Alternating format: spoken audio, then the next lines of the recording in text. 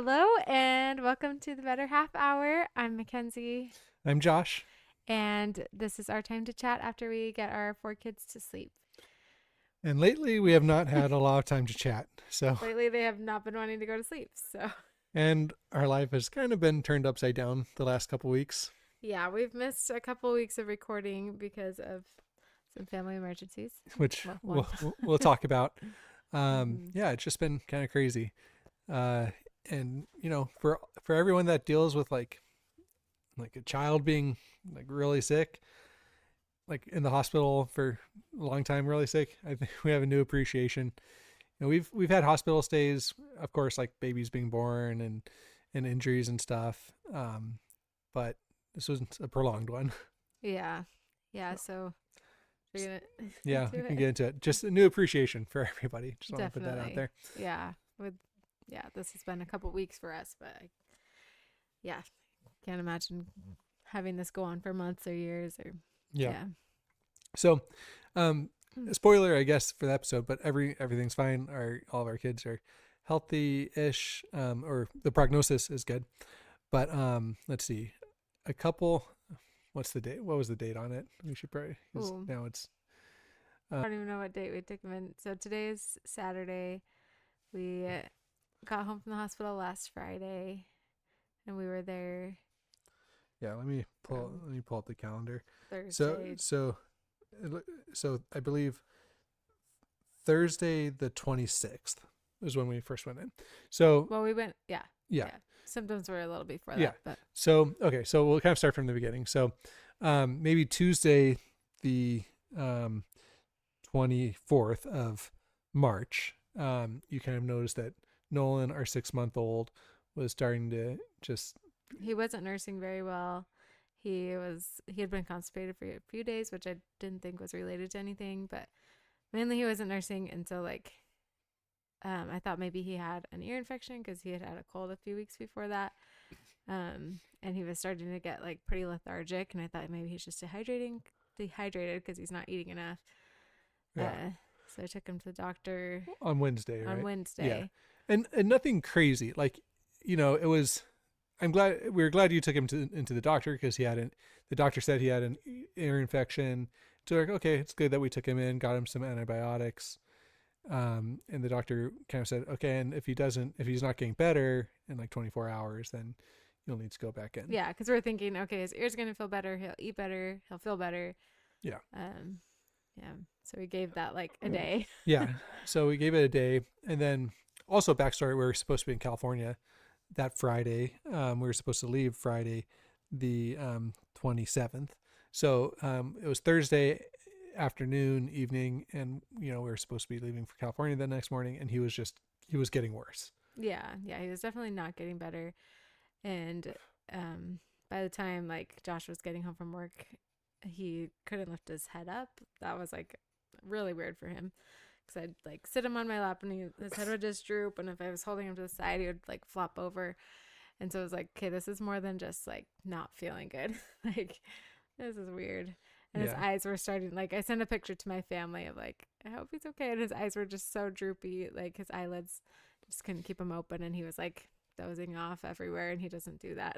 So, Yeah. yeah. And Hmm. yeah, so we were just kind of hoping that he was like dehydrated, but we we kind of called some doctors in the family, not his doctor or anything, but just some advice. We're mainly thinking like he needs to go in so he can get some fluids. We were still thinking Yeah. that he was dehydrated. Mm-hmm. So but the doctors that we called were like, no, this sounds more than being dehydrated. So they urged us to go not just to like an urgent care or an emergency room, but to like the children's hospital in Phoenix Children's Hospital, which is like, is a drive for us. It's like 45 minutes. Yeah. And the other hospitals are like 10 or 15 minutes. Yeah, we have some good, and they're good hospitals. We've delivered children at them, but they're, no, you want to go to a children's hospital for this. Which, yeah, they would have just sent us straight over there. Yeah. And yeah, I'm so glad we did. Yeah, we went straight to Phoenix Children's. And thankfully, did your mom take the kids that night? No, she was.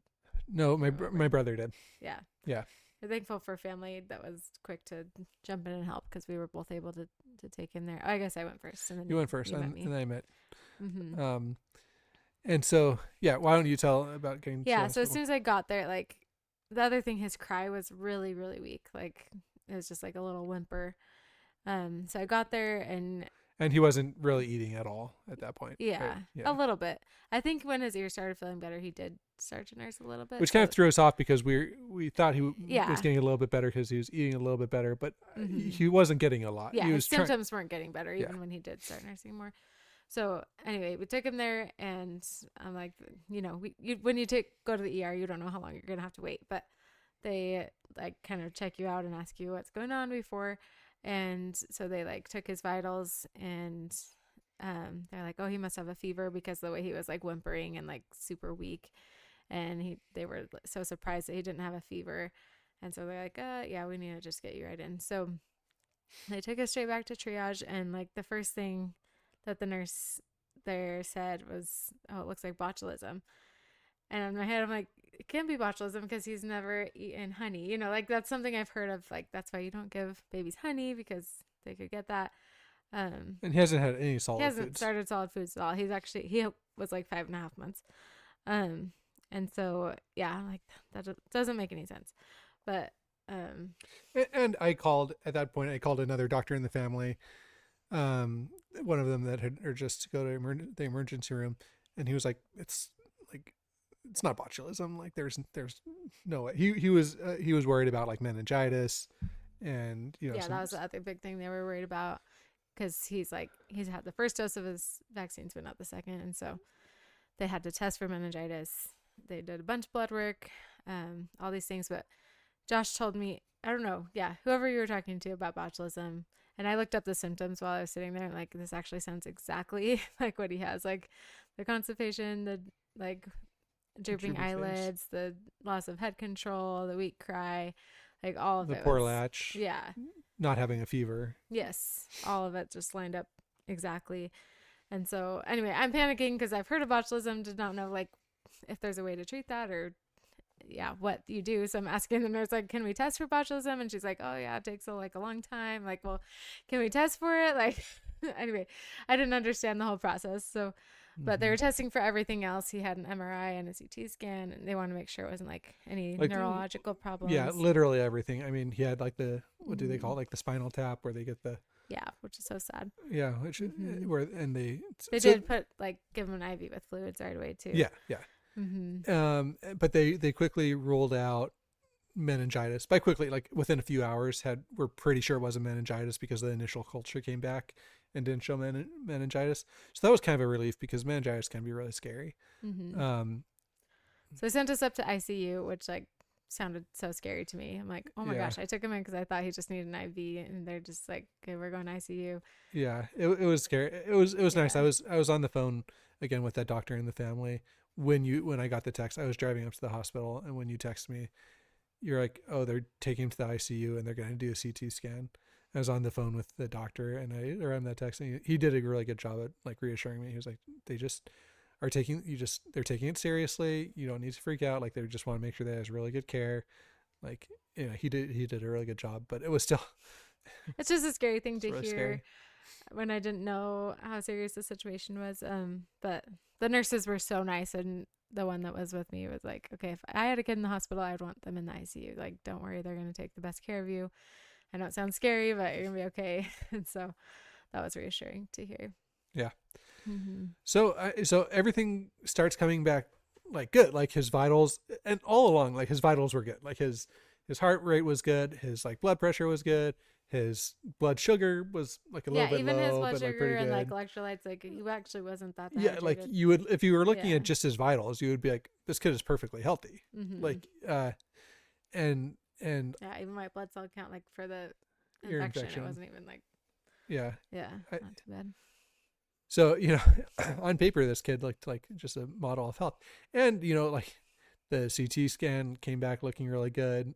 MRI, this is the next day, but the MRI came back and it was like, and it's scary because they're like looking at all the structures of the brain. So it's kind of like one of those things where you're just like, I don't want to look too close because, yeah. Anyway.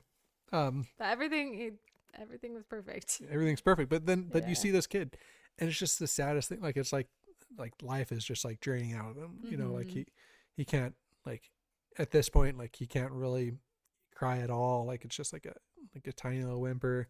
He can't, like, Can barely stay smile. awake or Yeah, he's like the smiliest kid. Like, if somebody Mhm. just like walks in his, like, just glances in his Yeah. general direction, he'll like try and Get their smile, get their attention. attention, smile at them. And like, Mhm. we couldn't get a smile out of him. We couldn't, yeah, like, cause he wouldn't focus on anything.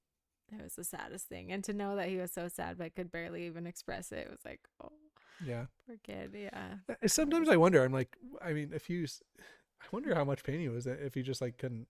I know. It's hard. You don't want to think too Yeah. much about it, but like, anyway, so like, That was the most stressful part of it, I think, yeah, was not knowing, because there were so many scary things that it could be.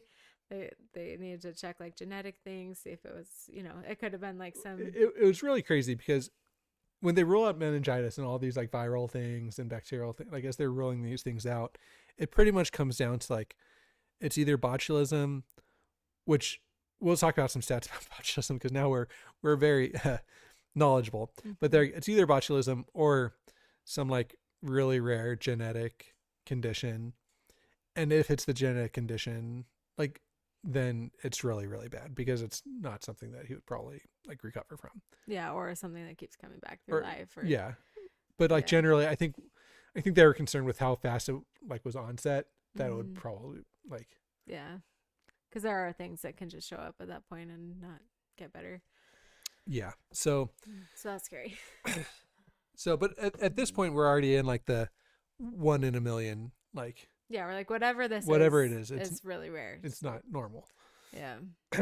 um so okay, so remind me, so now we're through like Thursday night into Yeah. So we Friday. spent Thursday night in the ICU doing a bunch of tests, not sleeping, Hmm. basically. Yeah. Friday we do the MRI. I can pull up my I documented the whole thing.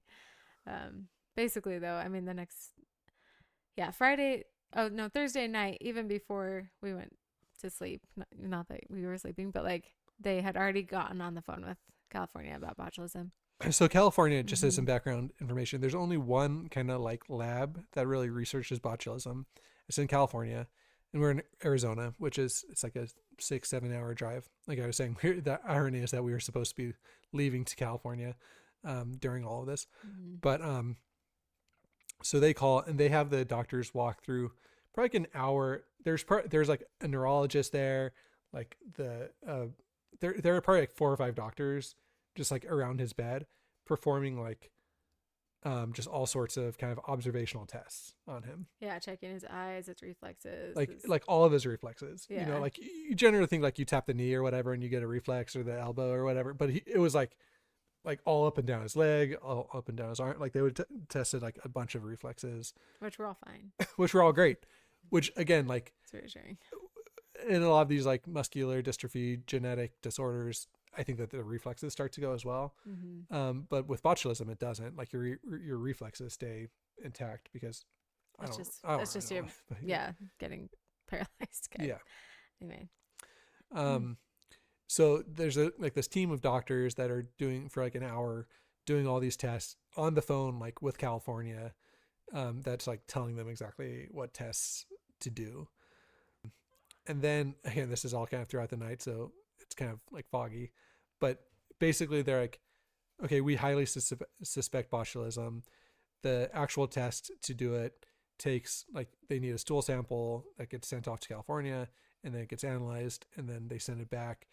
And so the treatment, you don't wait for the test to get the treatment, like the official kind of like actual test, because it's kind of too late for it. Doesn't, Yeah, it's you not just fast have to enough. treat it if you think that's what it is. So if they suspect, if they go through all like these observational diagnostic things and it passes all of those things, then they send the treatment out. Mm-hmm. So yeah, they got approved for the treatment like pretty fast that night. By pretty fast, we're talking about like probably around 12 hours since we've been to the hospital. Oh, less than that. Maybe. I They mean, were on the phone within like 3 hours. yeah, but I think when they actually dispatched them, because you went in Like around 6 p.m. five or six, Yeah. and I think they dispatched around like 4 or 5 a.m. Okay, maybe because yeah, Yeah. the medicine didn't get to us until like noon the And then next the day. next day. But still, Yeah, I mean, still Yeah. great. Yeah. It felt super fast, but like, Mhm. I'm just kind of like looking back on it. It was probably like 10 to 12 hours, which is super fast. I mean, they roll out so many things, like Yeah. all throughout this. They're like, okay, we've rolled out meningitis. We've rolled out, like, they did an MRI, a CT scan, like just all these like really, really fast prompt things. And so they're like, okay, they sent a driver from California. They'll be here in like 7 hours. Sorry, the MRI was while we were waiting. Yeah. Yeah. Mm-hmm. So they, but by that point, yeah, everyone was pretty sure it was botulism because it didn't seem like it was anything else. Yeah. Mm-hmm. So they send this driver from California, and so the driver gets there around like noon, right as he's finishing up a CT scan, which again is scary because like, or an MRI scan. And again, like the MRI scan is scary, not really because of the scan, but because they have to put him under using anesthesia. So we're like, you know, like, yeah, they're like, he might just have to like have oxygen support afterwards. Anyway, all of that scary. And again, botulism is scary because it shuts down muscles, like this toxin bonds with these nerves, which prevents your brain from communicating with muscles, I think is the way it works. But how it will kill people is basically by like they're not strong enough to like even breathe. Yeah, anymore. like your lungs don't. Your lungs just your body doesn't have enough like muscles to like inflate, like inhale and exhale. So a lot of the time people are on oxygen. Not only on oxygen, but on like a incubator. Yeah, right? incubator, like whatever. Incubator. Yeah, sorry. We're very not medical. Yeah, they're on the. Yeah, that might be the right word. Yeah, and so we were scared because I feel like around COVID when everyone was going like if whenever somebody would go on like those machines, it was really scary because like the rate of coming off them wasn't good. So like that wasn't what was in my mind, even though it's a totally different, Yeah, but I think it is a process to be able to breathe on your own again, Yeah, so. and all this time they would do these tests where they would like stick like. I hated that so much. I had to leave the room. Like they would stick this like mask over their face and like try and measure how hard his exhale was. Anyway, that was worse. It was bad. It was only through that night, and then they stopped doing it. Yeah, but I mean, they need to know how good his lungs are working, and there's like not good ways to measure that. Yeah, that was like part of their diagnosis of botulism. Yeah, so and just seeing if he was getting better or worse, Yeah. So the medicine gets there. He's finishing up his MRI. we learned that put guesses in the chat how much the one dose, it's like a one dose treatment for this is, but put your guess in the chat. But it's $80,000 for a dose, which again we'll after we kind of finish the story, we'll go over some interesting fun botulism facts because this is at first I'm like, oh my gosh, $80,000, but when we share how this like medicine is created and stuff, I'm like, okay, fair enough. Yeah, well, and it saved our kid's life. So it saved a kid's life. However, it was created, it's worth the money, Yeah. So the nurse comes in, and it's just funny because it's just like you hook it up to the IV and put it in, and there's like $80,000 just goes through the IV tube into. Yeah, it takes like 45 minutes or an hour. Yeah. But he starts improving like pretty quickly after the dose. Yeah, it took maybe like till the next day. Not rapidly. He stopped getting worse. But he stopped getting worse. Yeah. And you started seeing like tiny improvements. Yeah, like between like 20 to 48 hours, it was like, okay, there's a little bit more there, that was the hard waiting, was like, is this gonna work? Is he gonna get better? Because that was kind of the tell too, like if it's botulism, he'll start to get better from this. And I don't think we've said, but like if you get the medicine for botulism, it's pretty much 100% guaranteed recovery fully. The prognosis is really, really good. Something like, it's pretty much full recovery, no less. So we were hoping that this is botulism because then there's no long-term effects and everything. So yeah, we're just like that. I feel like that was also the hardest, was just waiting and seeing how weak he was and just hoping that he would get better soon. And it could take, like 3 days before seeing any improvement. The doctors kept telling us like, just wait, like it could be a while, like he could be like this for a long time. And so anyway, felt like forever, but it was only like a day before we started seeing. But the doctors were really helpful with being like, okay, he stopped getting worse. That's a really good thing. They were like, that means they use their fancy doctor language of like, this supports our suspicion of botulism or Yeah. whatever, like they're very doctor speak, but they were basically like, no, this Reassuring is us. reassuring that like, okay, this is what we expect to see. Mm-hmm. And not that any of them had ever treated a That's a botulism crazy case. thing too. Most of them had never seen it. Like a few of the neurologists had, and like most of the nurses had never seen it. But Yeah. some of the doctors had seen like maybe 2 or 3 cases because of there was that formula outbreak last year from the By Heart formula. So there were like, yeah, a couple in Arizona from that. But besides that, Yeah. I was just so impressed that like they caught it for not knowing what it looked like. That initial nurse, man, we gotta find out her name and like send her a thank you card. And like, Yeah. but yeah, so anyway, so we stayed. The average stay in the hospital is like, I think like 2.5 to 4 weeks for botulism, and we were in there for a week and a day. I think Yeah, it was like 8 days. it was like 8 days. Mm-hmm. So we got out of the hospital really quick. It was a long, we had so much help from family, from church, from like friends, just couldn't have done it without them. But it was hard. We would, Especially in with my 3 work, other kids at home. yeah, with the other kid, my work was really understanding. My work team was amazing. Josh was like back and forth between Yeah.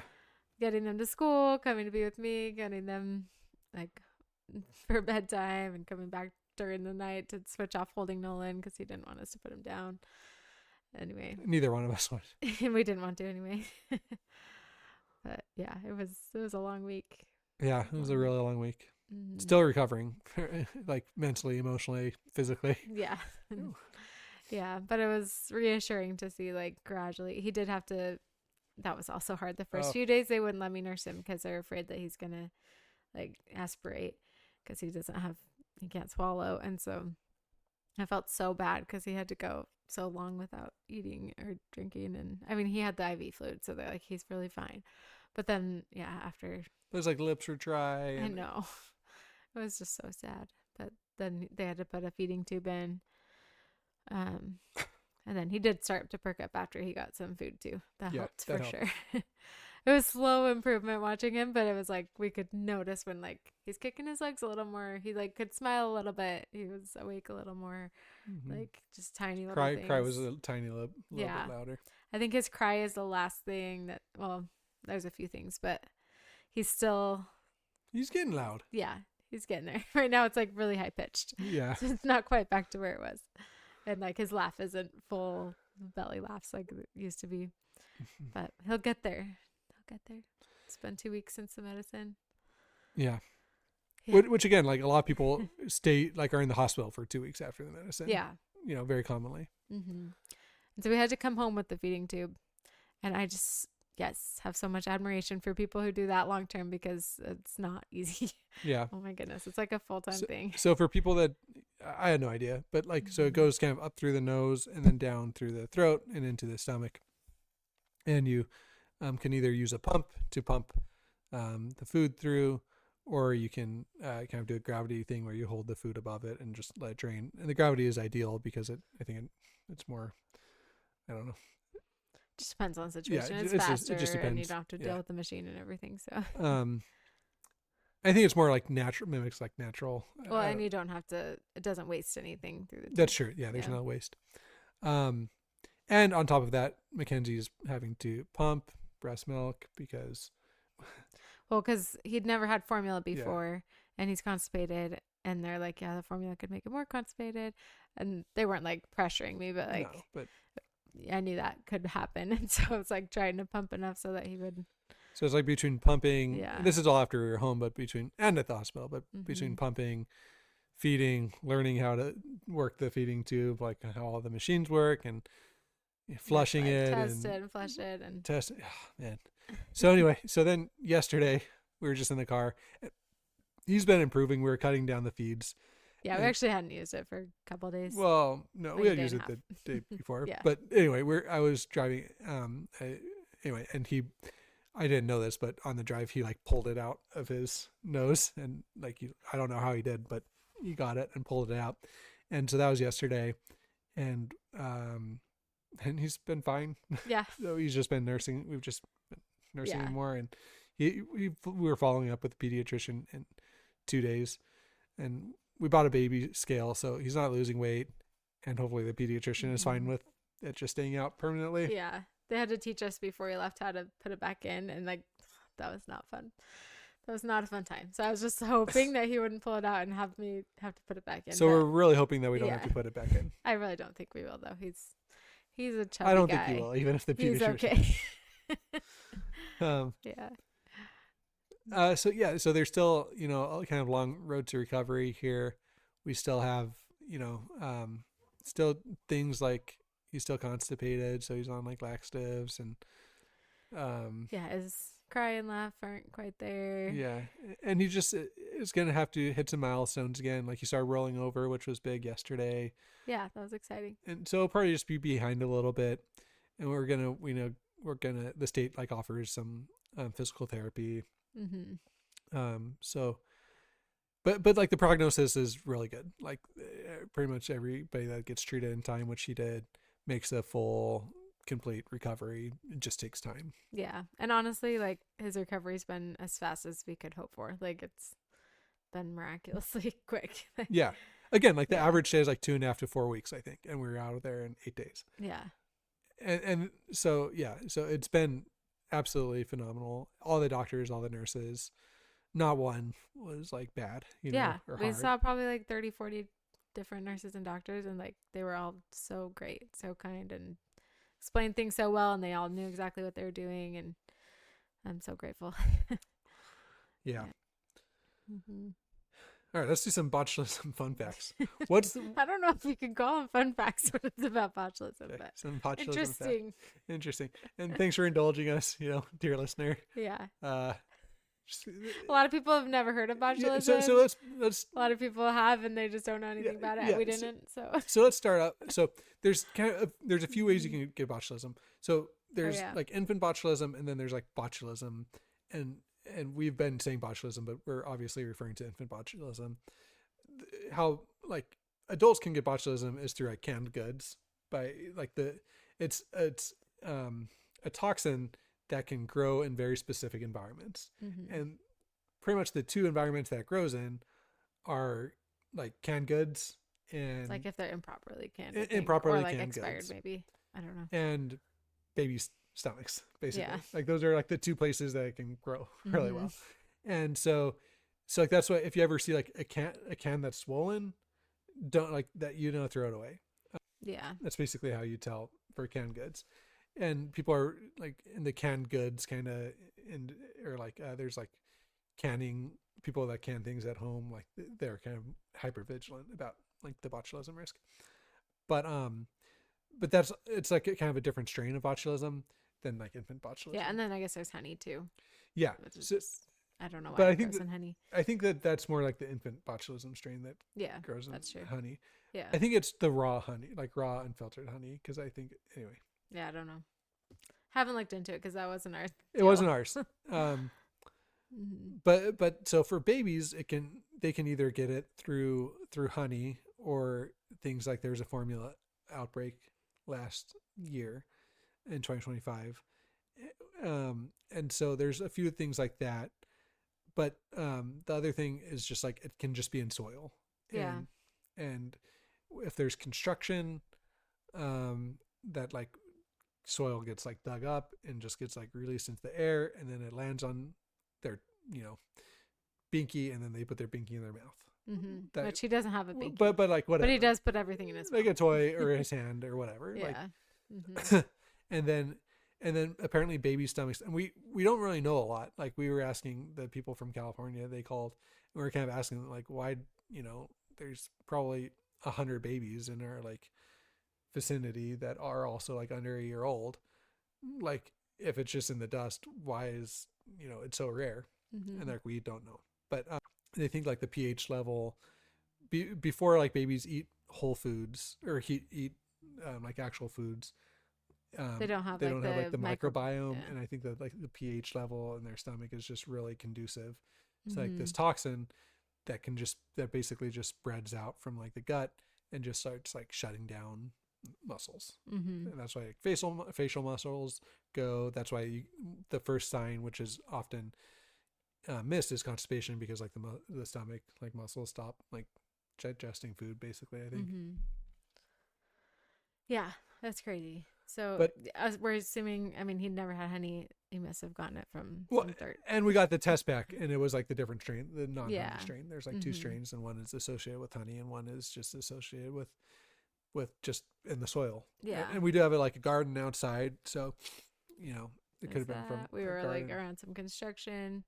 I don't know. We've kind of gone through everywhere we were the days leading up to his symptoms, and yeah, we will probably never know, and we just have to kind of be okay with that. But it's also he can't get it again, so that's good. Yeah. The antitoxin stays in his body for 6 months, and at that point he'll be fine, like to fight it off. Yeah. Yeah. But rarity, there's about 150 cases of infant botulism per year in the United States, and about 80 to like 90% of cases in the world are in the United States. That's most likely a diagnosis thing because I think doctors in the U.S. are trained more, but also might have to do with like where it's contained in the soil. They don't like really know. Yeah, it's so interesting to me because you'd think if it's in the soil in another country, like why would it? Again, yeah. I think that mostly like it's physicians are just trained. I think that they probably just don't diagnose it, and that's what I think. Yeah, I think it's probably just not diagnosed, and it would just, yeah, you would just never know what it was, and it doesn't always cause death. Like no, it can exit the body, but it takes like 4 or 5 months of. And I think that they have to be like, I think without proper medical intervention. Yeah. Like. A ventilator. If you didn't have life support. Like, yeah, if you didn't have a ventilator or oxygen support, or even, then I think it's like not like certain death, but like it's pretty. Yeah. It's pretty bad. But without the medicine, I think. If without you had the medicine, life support and no medicine, it would still take like 4 or 5 months. Yeah, exactly. Like the baby will just be in the hospital like on a ventilator or on oxygen with a feeding tube for months without the medicine. But with the medicine, obviously, like it goes from months to like weeks. Thank goodness for that medicine. Yeah. So the way the medicine is made is the scientists that work with botulism are vaccinated against it, but the vaccine has really crazy side effects, I guess, like rashes. And, not like lethal, but very, very uncomfortable. Yeah, like not a vaccine that you would want to give to everybody. And so, but they get the vaccine, and then every 5 years they like donate plasma, and their like body makes the they get the vaccine triggers like a response from the body to create this antitoxin. So then they like donate their plasma from their body, and that like the antitoxin is in the plasma, and that's what's used to like create this antitoxin that's then shipped out all over the world. Yeah. From this team of like a dozen scientists or something in California. It's amazing. I'm just so grateful for it. And yeah, at first when they told us like we don't have the medicine here, it's in California, we're like, what? Why don't you have the medicine here? But then when you learn more about like, okay, there's really not that many cases, and the medicine has to be like temperature controlled and mixed right and everything, it's like, okay. And like, yeah, that it is treatable even if it took another day or two. Like, yeah, he would have gotten a lot worse in a day or two. So I'm really glad it was fast, and I'm glad they didn't have to fly it out to us. But yeah, it makes sense that it stays in California. Yeah. Anyway, I wish more places did it, but it's such a rare and small weird thing to have happen. I don't know. It's crazy. Another kind of crazy thing about botulism is like 1 pint of like the toxin is enough to kill like humanity. Yeah. If it was like ingested or whatever. It's crazy. Like it's one of, I don't know what the word for it. It's like one of the most toxic, potent toxins. Yeah. Because like the tiniest dose can have such a huge effect on you. Yeah. Sorry, I think I'm talking quiet because I'm so tired. I need to talk louder. But yeah, it's just so, yeah. Again, like not a ton is known about it because there's so few cases. I also didn't know though that you can finish your thought. No, you're fine. I didn't know until last week that Botox is oh botulism. My gosh. Like that's literally what it stands for. Yeah. Yeah.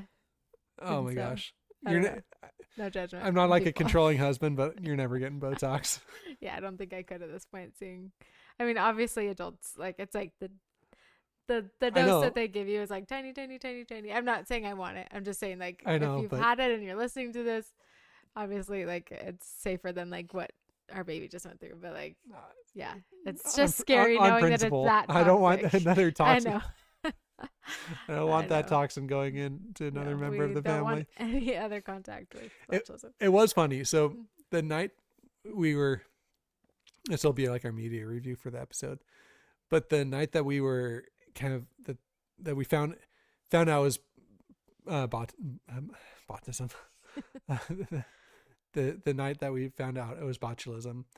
Um, it was like the first time that we could kind of like breathe a little bit, like. Yeah. And so anyway, we turned on a show in the hospital, St. Dennis.